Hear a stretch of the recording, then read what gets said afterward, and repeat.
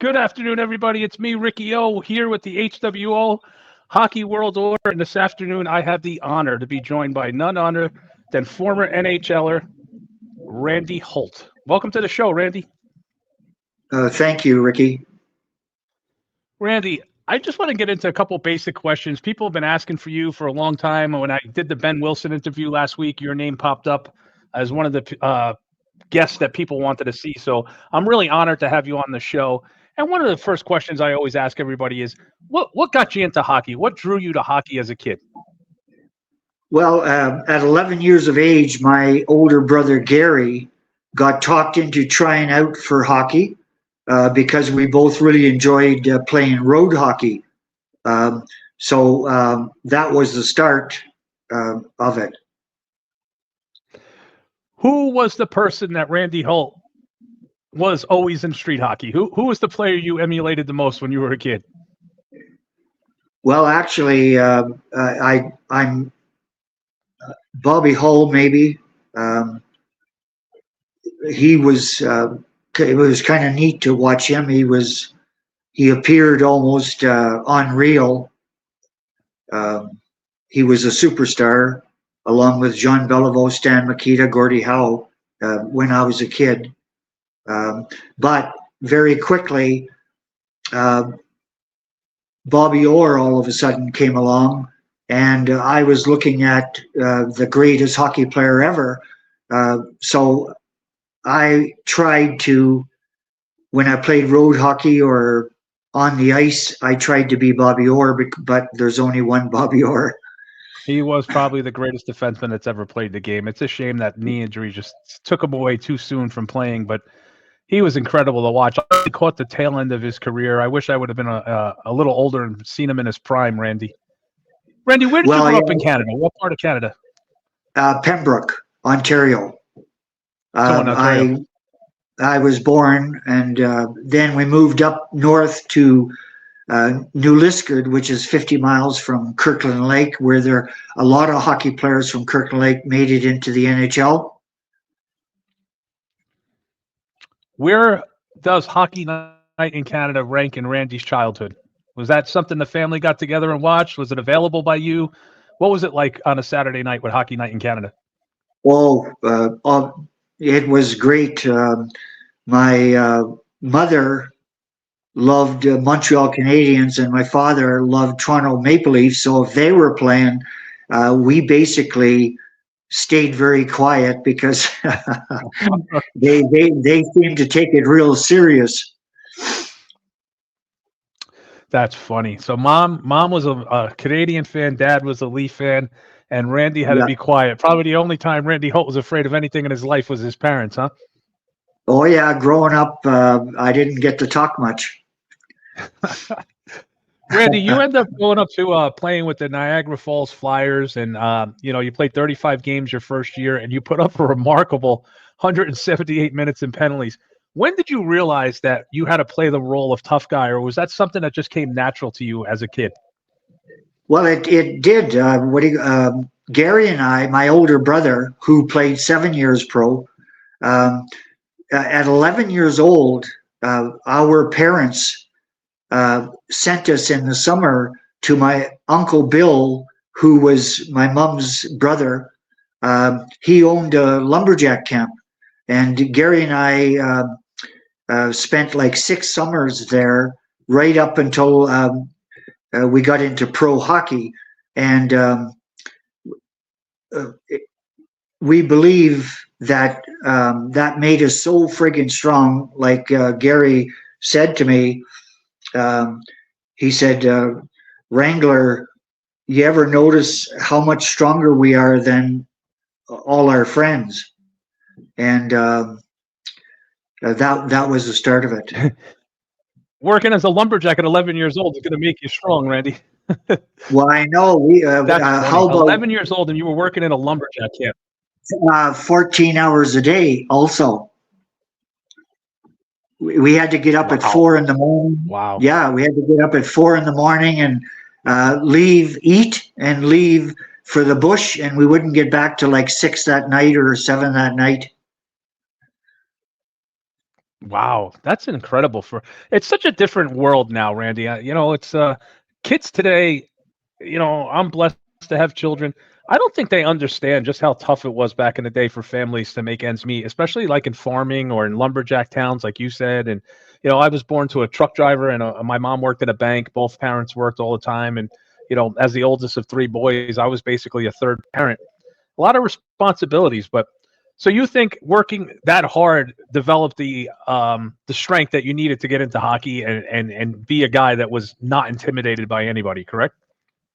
Well, yeah, because I remember during my junior career and NHL career, pro career, I took on some guys that were 6'6", 250 pounds, and 6'3", 225 pounds, like Paul Holmgren.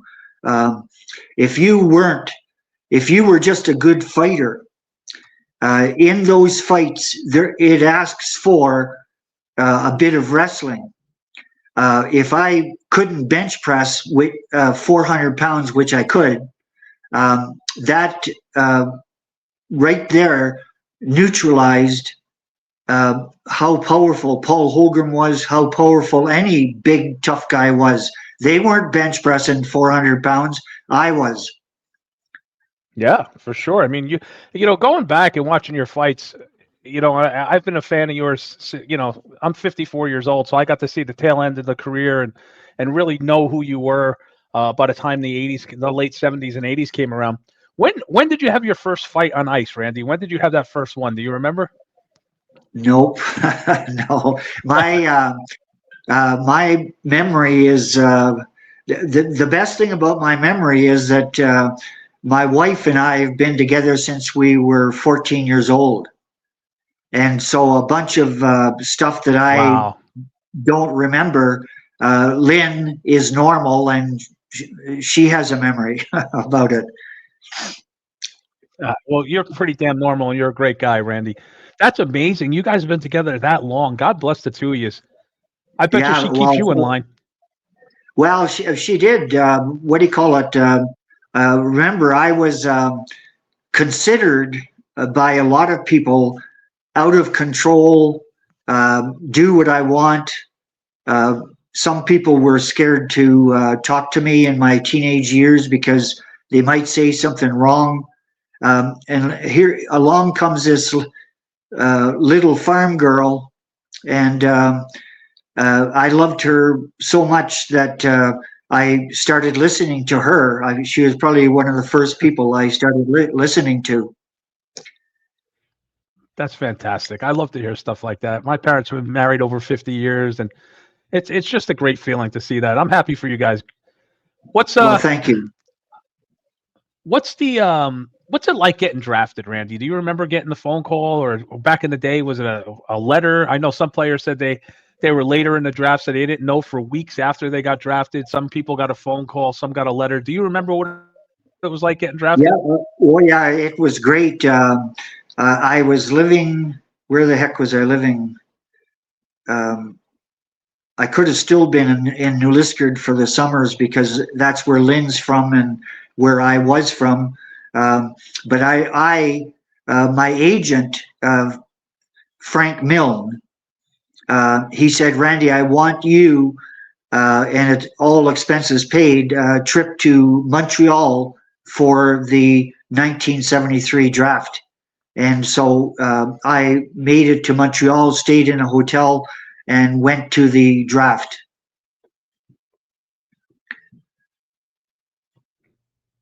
That's pretty amazing. So you Yep, got drafted in Montreal as a son Chicago of a Blackhawks. Canadian fan. That has to be an Yeah. amazing thrill for you. Yep, Well, Chicago it took was. you It in was. Montreal in your mom's Yep. favorite arena. Well, I was a bit. That's fantastic. I thought I would go higher than 45th. I thought, based on playing against Dennis Potvin and a bunch of other defensemen, I thought I would go late first round or early second round. So you can see that I was, based on third round, I was a bit upset. So did that put a little chip on your shoulder? Well, it did, because some of the players that went ahead of me never played in the NHL. Some of them that went ahead of me, in my estimation, couldn't tie my skates for a complete tough guy hockey player.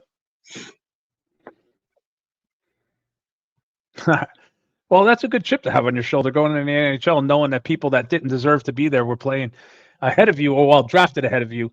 I'm looking Yeah. back at your fight card. In 1974, your first NHL fight is against Tremblay. How do you get him to drop his gloves? Mario Tremblay is your first NHL fight. That's got to be something. Yeah, I don't.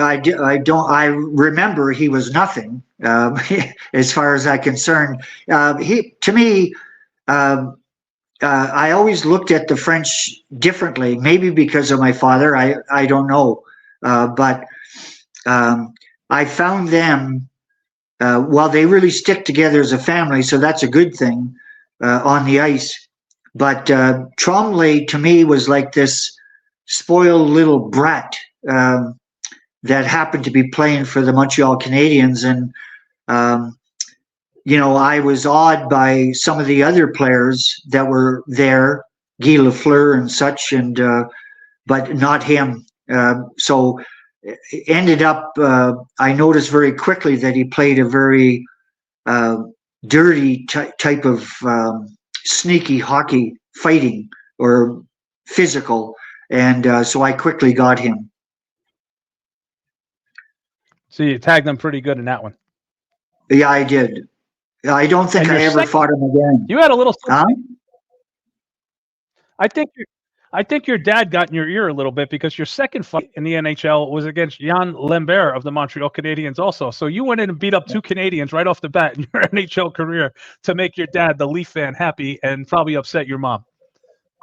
Yeah. Well, my mother was an incredible person.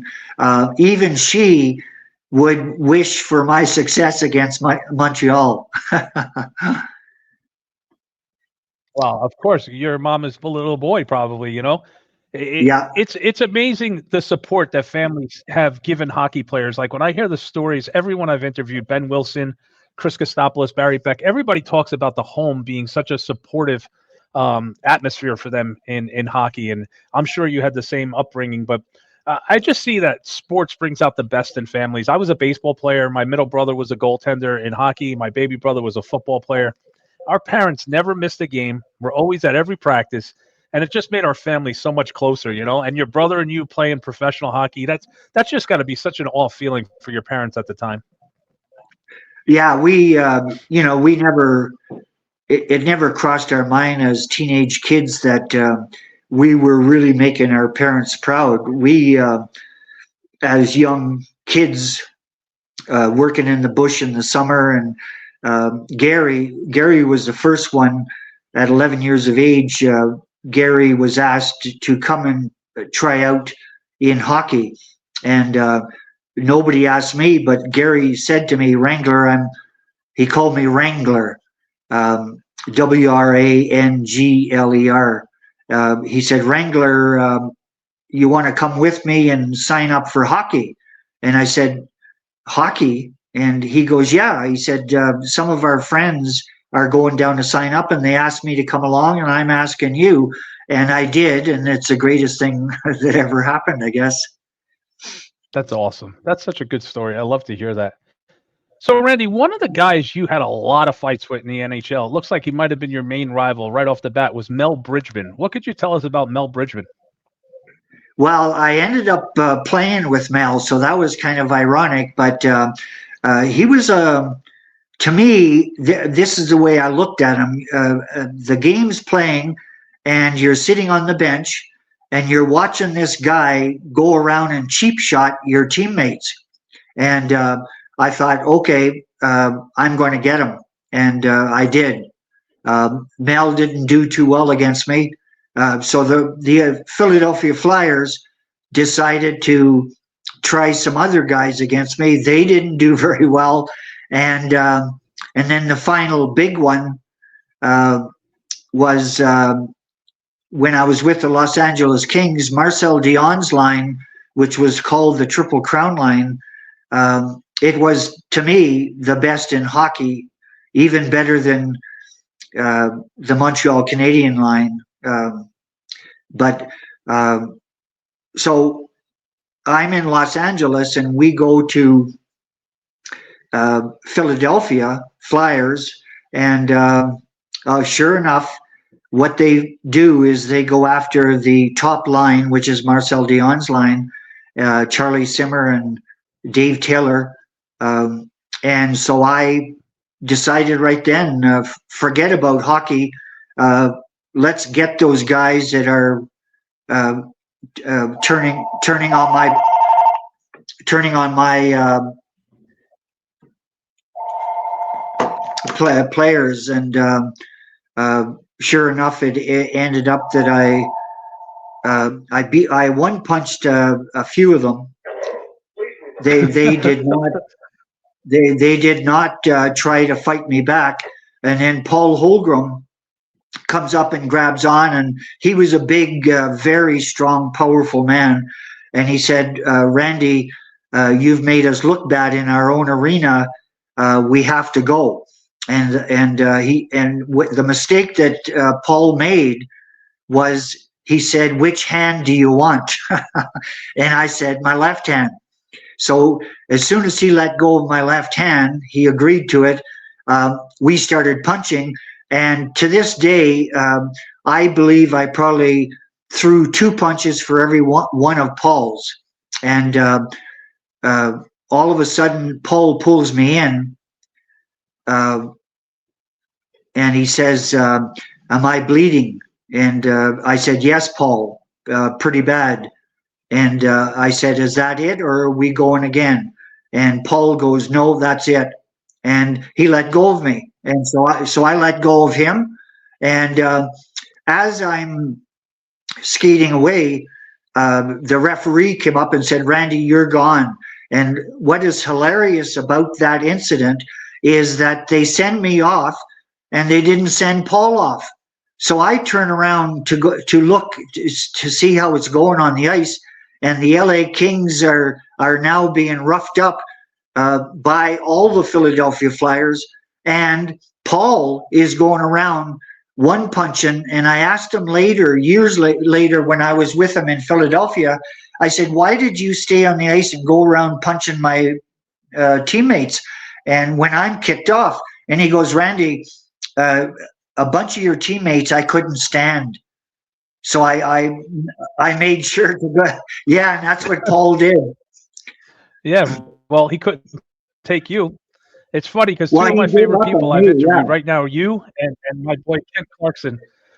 Kent Clarkson from the Canadiens put a beating on Paul Holmgren too his rookie year. So you guys, I'm not a Flyer fan. If you look behind me, you can see all my New York Ranger memorabilia, which brings me to my next question. You had a week. If there was a Hall of Fame for enforcers, this 1 week in 1978 makes you a first ballot Hall of Famer.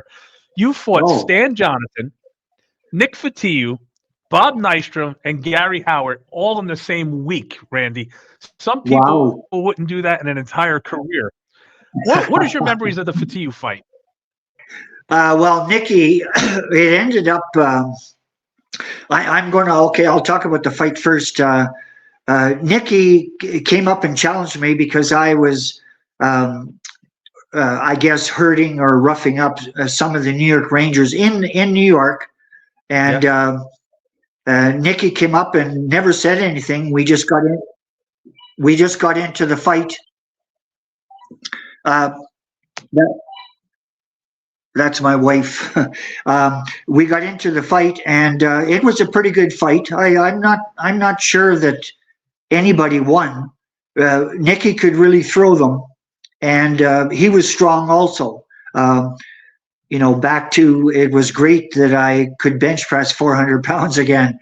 And the fight was over. We went to the box, and he said to me, he said, quit picking on my teammates, especially in New York. Yeah. Well, it seems like one of the traits that you have is you are absolutely fearless. And I'm looking looking at your fight card, and I'd say about 75% of your fights were on the road. So you definitely did not pick your spots, because 3 nights later, you're in the Nassau Coliseum and you fight Bobby Nystrom and Gary Howard in the same game. Obviously, I feel, in my opinion, Bobby Nystrom is the much better fighter of the two. Gary Howard was more of a tie you up, get inside, and a little bit of a dirty fighter, in my opinion, where Nystrom was a stand back and throw him. What's your opinion of those two fights? Do you have any memories of that? Well, Nystrom, I think I went with him a couple of times, but Nystrom, to me, was a pretty good hockey player also. And he seemed in my mind to be very fair in who he challenged and whatever. And it didn't matter if you were 7 feet or 5 feet. Nystrom would be there if you went after one of his players, especially the stars or superstars. That's what's different than Gary Howard. He wasn't quite the Stan Jonathan, but he was a tough little guy. But he didn't throw punches like Nystrom. Right. Well, you mentioned Stan Jonathan. You fought him earlier in that week also. What's your opinion of Stan? Stan is such a good fighter for a man his size. He was so tough. Well, yeah, I fought Stan in junior too. He played for, I think, Peterborough Petes.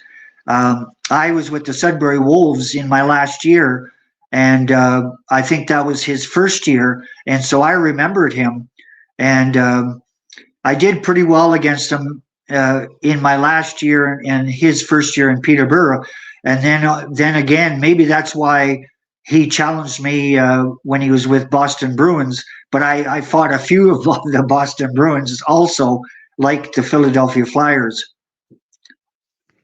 Yeah, you definitely did not pick your spots when it came to getting involved, Randy. You had a battle. I was at this game. I remember this one really well with Eddie Hospodar at the Garden, and you gave it to Eddie pretty good in Madison Square Garden, which was one of my first times actually taking note of, oh my God, who is this guy? I was 10 years old, and I remember you were just built like a fire plug. You had a really big shoulders and arms for a hockey player.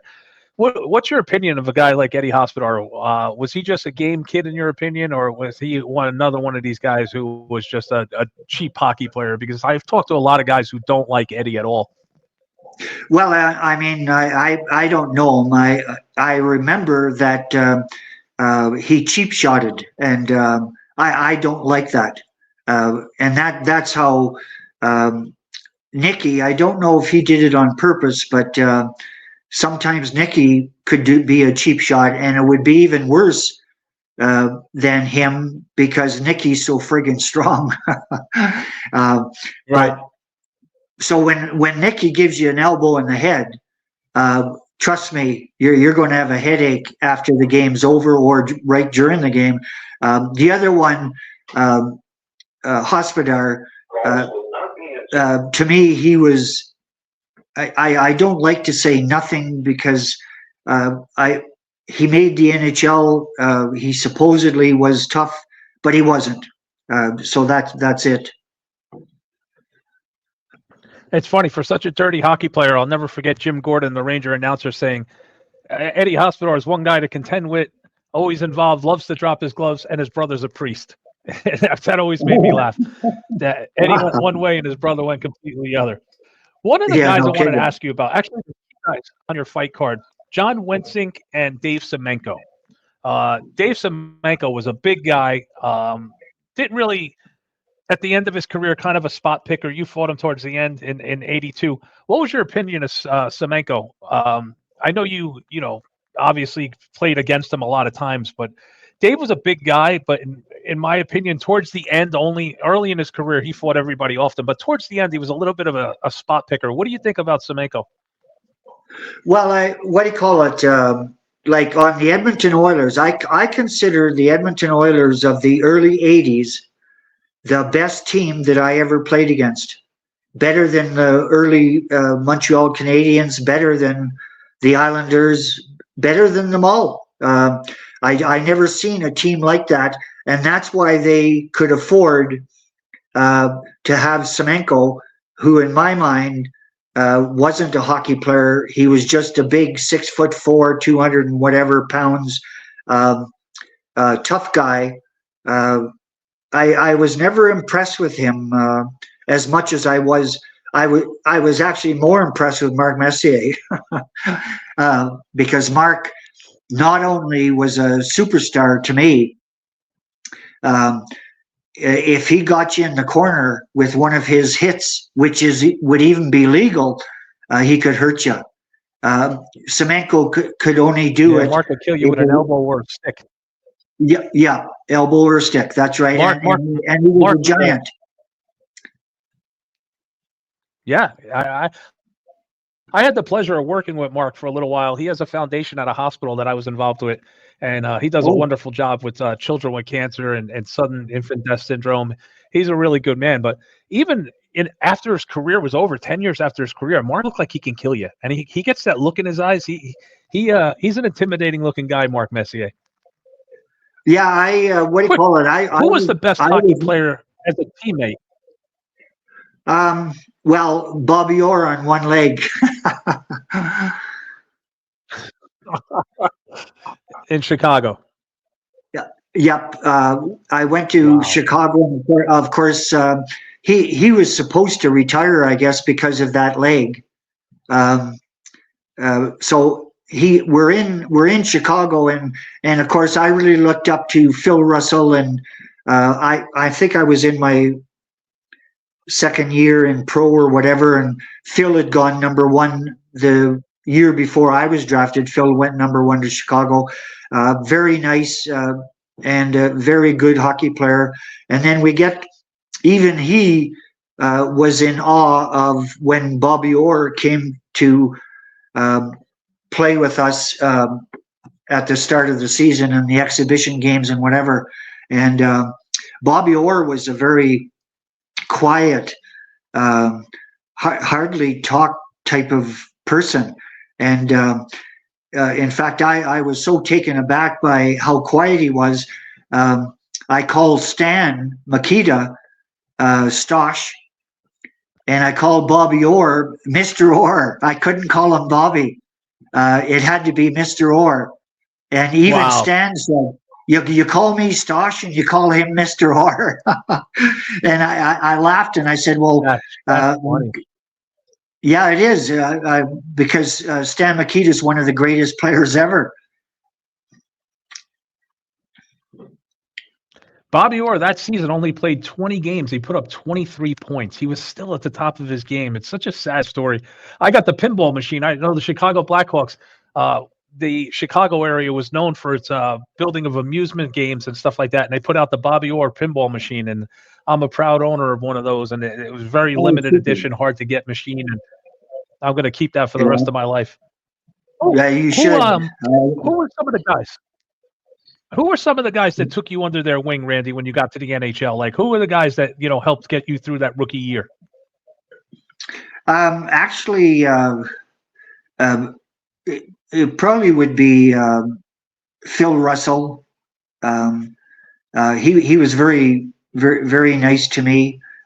He had a great rookie season, so he was already a fan favorite in Chicago. And it was very nice of Phil to kind of take me under his wing. That's awesome. Who, if you had a golf game going today, who's the three guys that are in the golf cart with you from your career? Who are your three, good friends that you left hockey with? My brother Gary, he scratch golfer. I think probably. Oh, rats! You gave me a hard one there. Marcel Dion.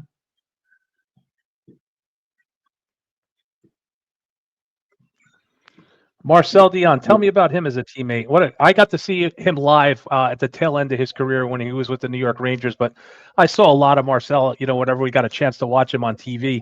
He was so underrated, in my opinion, as a hockey player. I don't think he gets enough credit that he deserves.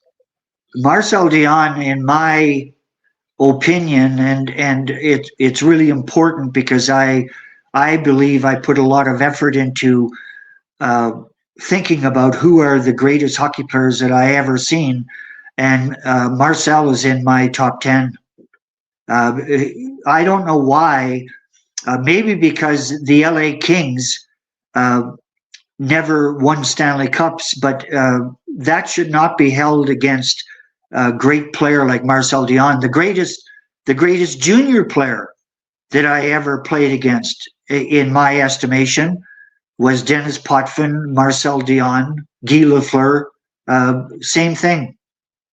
What an era. Oh, my God. What an era of hockey right there. Yeah, Guy yeah, Lafleur, one of my favorites of all time. I don't think you could see it, but I have a Lafleur framed jersey from the Canadiens. I just loved watching him as a kid come down the wing and just wind up and just beat a goalie. He was just so intense to watch. And again, I got to see him at the end of his career. Like everybody else, the New York Rangers are the place everybody came to die when their hockey career was over. yeah. But he was so talented, such an incredible individual. And I was going to ask you, was there ever anybody other than Bobby Orr that Randy Holt is sitting on the bench and you caught yourself watching as a player, like just looking at this guy going, he's incredible? Well, Gordie Howe. I was shocked by him. Even then, he would have been in his. Was he in his 50s when I played against him? Probably late 40s. I would say Late, definitely late 40s. well, anyway, a man that age, even though it's Gordie Howe, you don't expect him to still be like he was during his 30 years of playing or whatever. I mean, Right. we all have an average lifespan of what, 3.5 years? And Gordie had 30 or whatever. Like, what a joke. Hey, Randy, was there a player that you ever played against that you just had a personal dislike for? I've had some people on the show, and Brian Kern, the old Boston Bruin, told me he couldn't stand Chris Nyland. Tommy Laidlaw didn't like Ben Wilson. Ben Wilson didn't like a few people. Is there anybody you just didn't have a liking for? Um, I don't think so. I never thought like that.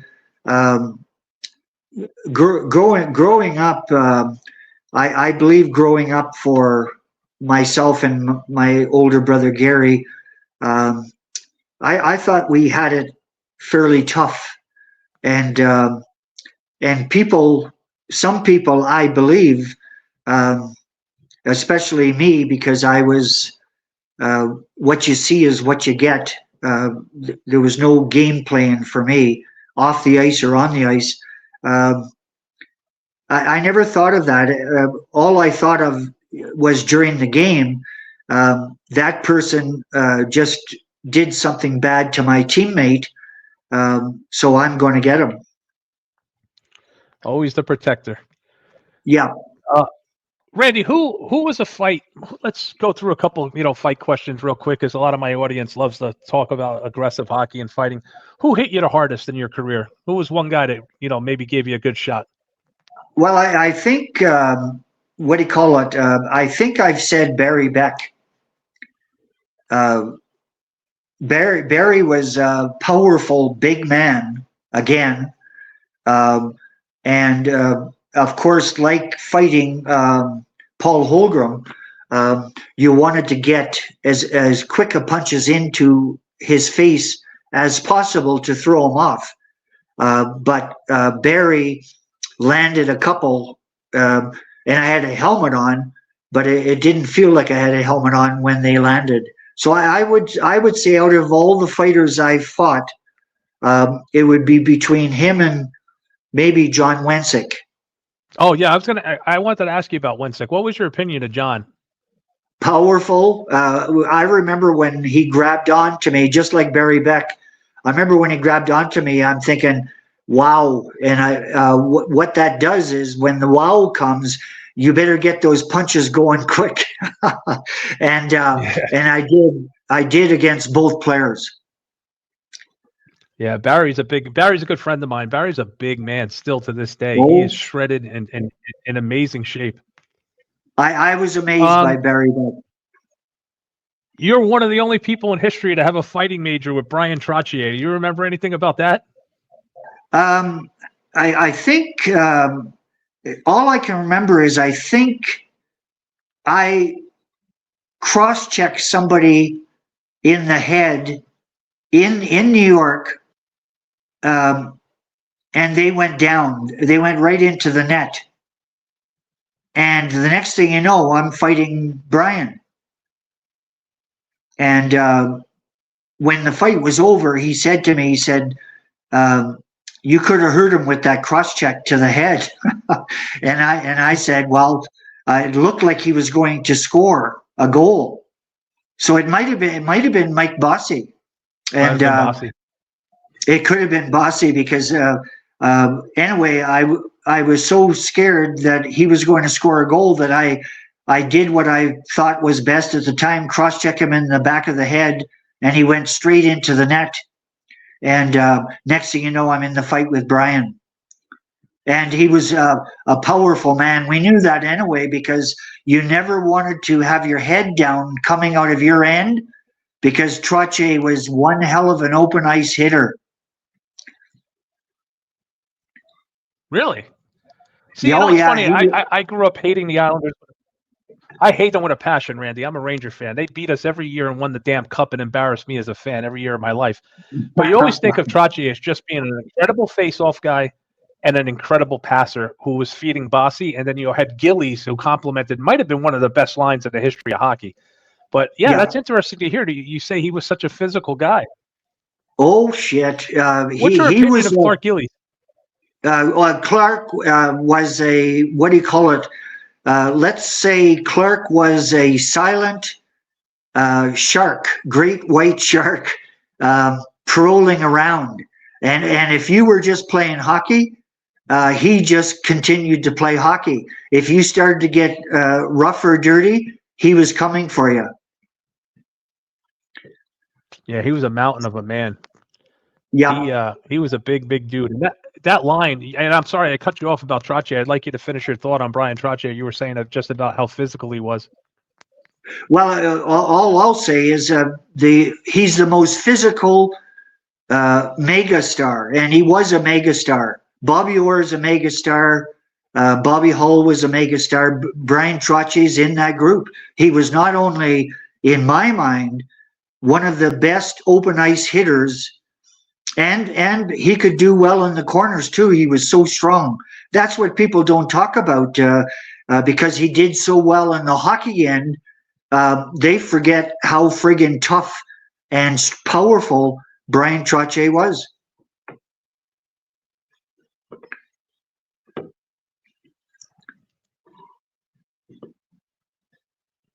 Yeah, he was a hell of a hockey player, man. That line, I mean, now I'm older and I can appreciate it. When I was a kid, I just didn't like him because of the fact they beat us all the time. But what a super line. I got a question for you. You fought Jack McElhargy. Jack's a really a guy in this hobby of hockey fight collecting and stuff like that everybody talks about. How tough was Jack? Well, Jack was somebody that how you had to be aware of Jack is that if you're being physical with any of his teammates, just know that Jack is going to come out of nowhere and 9 times out of 10 get the first punch in. And he threw the punches very fast. And so you had to be aware that if Jack came at you, you better be ready to start throwing them fast. Do you have a good Archie Henderson story? Yeah. What do you call it? I like Archie. And I can't remember. Did I fight him? One time in the NHL, at least. You got one recorded fight with Archie. Was he with Hartford?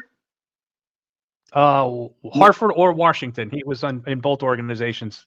Oh, you're right. It could have been Washington. I remember him because he's what, 6'9"? Yeah, on skates he was 6'9". Yeah.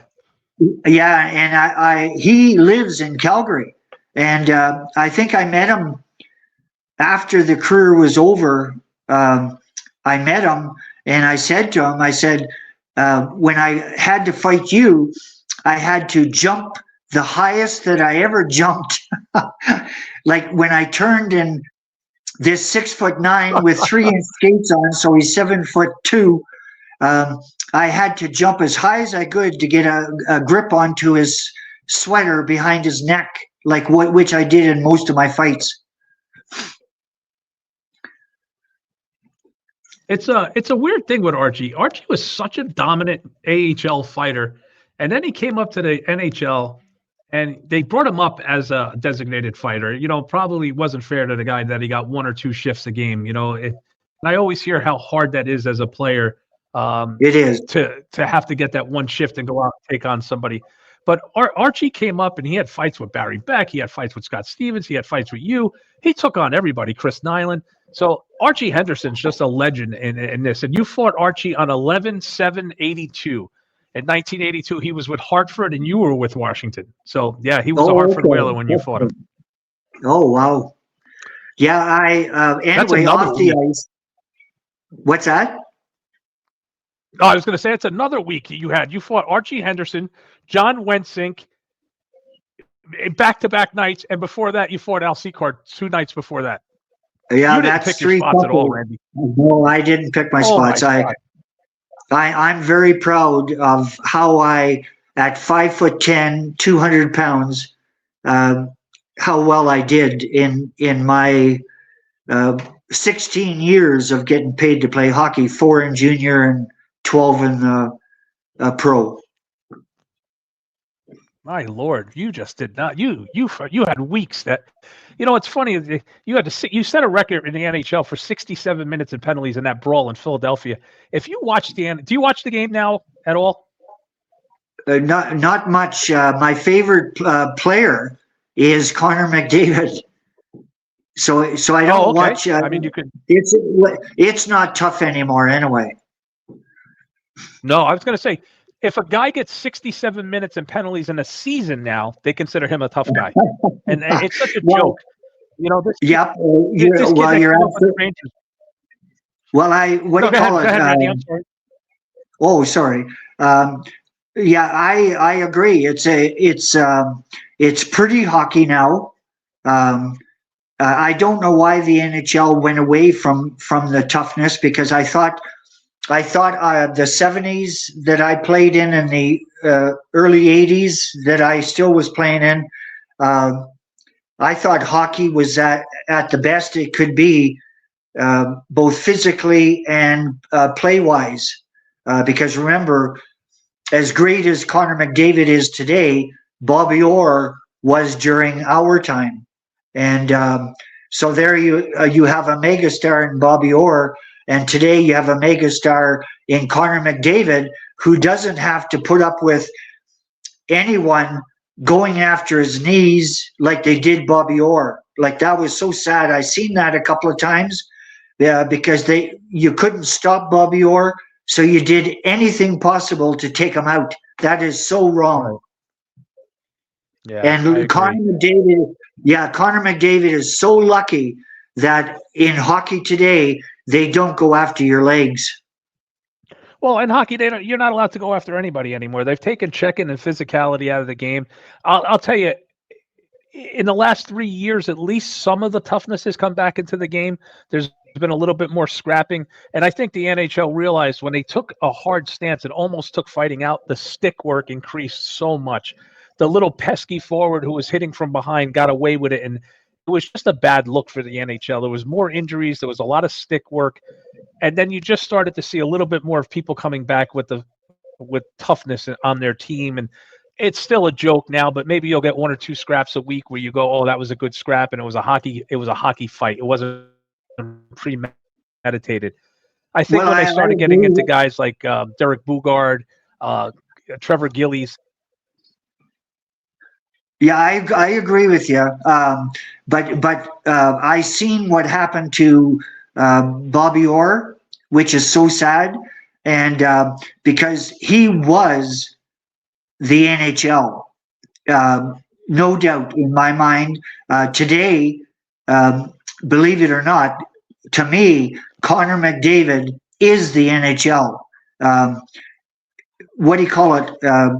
I don't watch any hockey except when Edmonton is playing because I'm just absolutely thrilled to see how he skates. I'm so thrilled how he skates, and he is the best skater since Bobby Orr. Wow, that's some compliment that you just gave him. That's incredible to say. Well, do you know that Bobby Orr had him? Bobby Orr was his agent. I did not know that. I know Orr has an agency, but I didn't know he had. He had an agency, and when McDavid was signed, it was Bobby Orr was still there, and then Bobby Orr sold the agency to I can't remember who. So the two greatest hockey players to me, Bobby Orr and Connor McDavid, were together for his draft. I know one thing. I have a spot on the wall right here.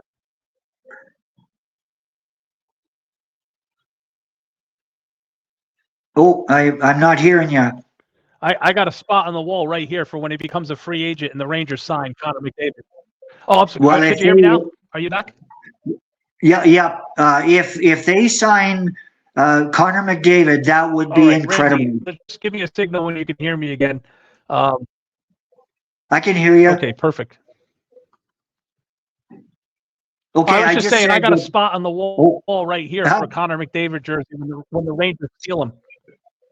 Yep, I agree with you. He's a free agent. The Rangers are going to back the bank up and steal that guy.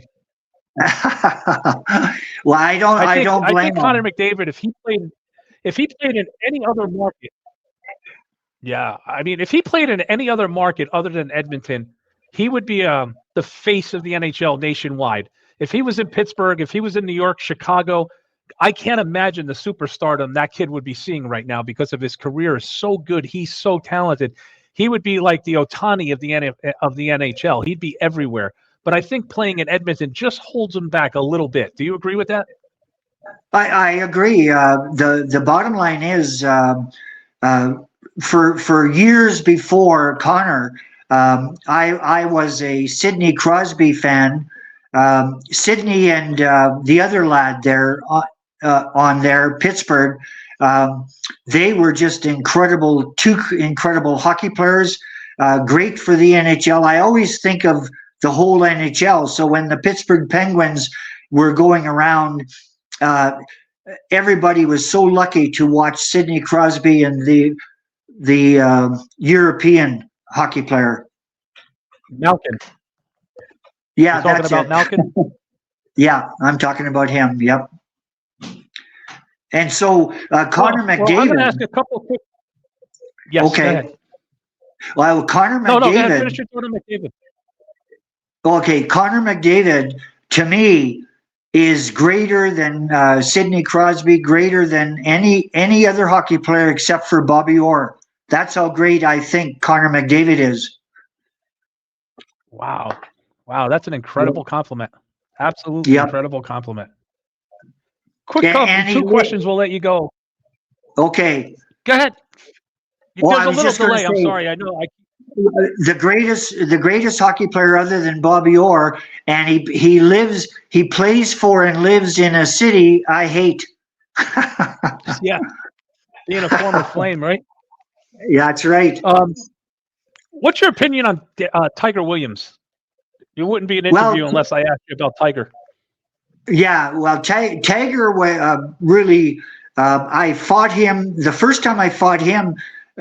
He was on Toronto's Maple Leafs farm club, which I think was Oklahoma City, and we didn't know who he was, but we heard about him.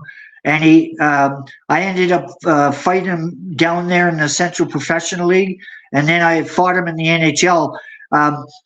What I thought, he was strong. I thought he threw his punches pretty quick. I don't think there was any weight on the punches. He wasn't one that you had to worry about powerful wise.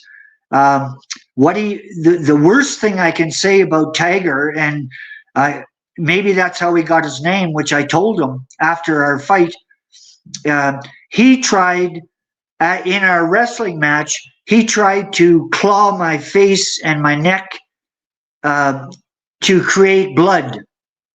And when I never forget when after the fight was over, he was in Vancouver. I went into the room and I said, "Am I bleeding?" And they said, "No, but you have red marks all over your neck and face." And I said, "Tiger was trying to rip open my face with his claws. Is that how he got the nickname Tiger Williams?" And that's my memory of Tiger. He's lucky he didn't put no blood on your face. Mrs. Holt would have kicked his ass. I hope so. Oh, that's great. Randy, I'm going to we're going to wrap it up. I know you did me a favor by doing this interview, and I'm honored to have had you on the show, and we've been communicating back and forth, and I'd love to keep in touch with you because I just think you're one of the nicest people I've ever spoken to. What's Randy doing nowadays? And, you're home with the family, you have grandchildren, you were telling me. How's the family life? Tell the people what you're doing now, and we'll let you go. Yeah, I've been retired. I actually kept working until I was 65 because that's what normal people do. And then I retired at 65.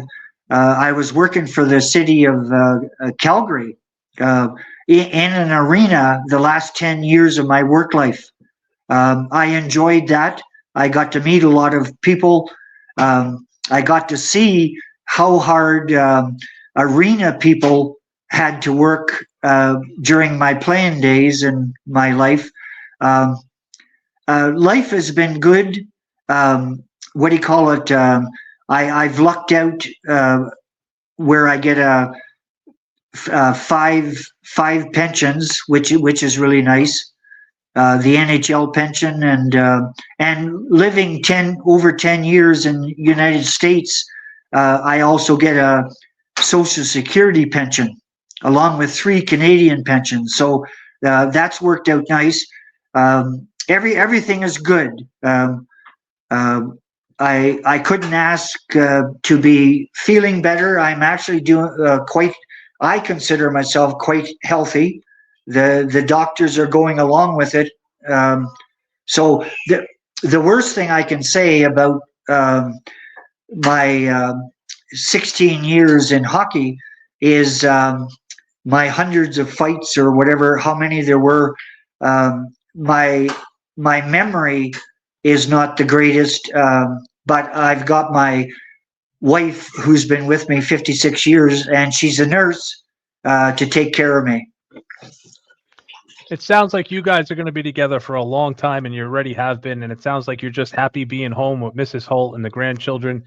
Randy, you keep saying your memory is not good, but let me tell you something. You were pretty sharp for the last hour just now, and your memory of all these scraps and everything else it's just enjoyable to get to hear hockey stories from guys who played in an era when hockey was played by real men.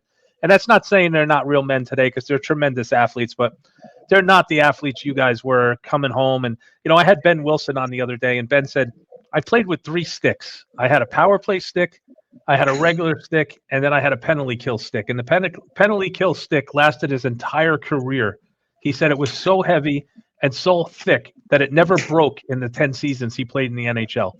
I can't imagine people today having to put up with the cross checks to the ribs and the shots behind the neck, in front of the net, in the back of the neck, and stuff that you guys had to go through, and different era of hockey. You guys were gladiators, man, and thank you for the memories. Well, you're welcome. And Ben Wilson is in the top of my list of tough guys ever. Fighters. Yeah. Who would you rank as, to say, the top 3, not yourself included, but top 3 guys that you think were the toughest ever? Well, I think I'd like to think Barry Beck. I'd like to think Clark Gillies. I'm not sure who to pick third. Right. A lot of people say Probert. A lot of people say Ben Wilson. There's so many different. Well, I'm sorry, Probert for sure. Yeah, Pro, Bobby was a tough guy. Ben Wilson should be in there. He's right in there with those guys. Yeah, Ben was intimidating. He was a big guy. He just Oh. did 2 interviews with me, and he's the nicest guy in the world. And it was funny because as a kid, he was another guy who was scared the living hell out of me when I was 8, 9 years old watching him play the Rangers. And he was so intimidating with his size, and he was a tough guy, and he's a pussycat off the air just like you are. And I just want to say Happy New Year to you and your family. And I just want to thank you again for coming on the show. And anytime anything pops up and we can reach out to you again, I'd love to have you back on. We're going to do another show called The Fourth Line Grind with myself and Kent Carson and Dwight Schofield. Or we're gonna do a little 3-man show where we get guys on and talk about old hockey stories. So we'd love to have you on that show one day too. Thanks, Ricky. I appreciate it. You have a Happy New Year, and send my regards to the wife and the family. And we're going to wrap it up right now, guys. And thank you so much for joining myself and Randy Holt. We're going to end this right now. Happy New Year to everybody, and take care of yourself. Bye, Ricky.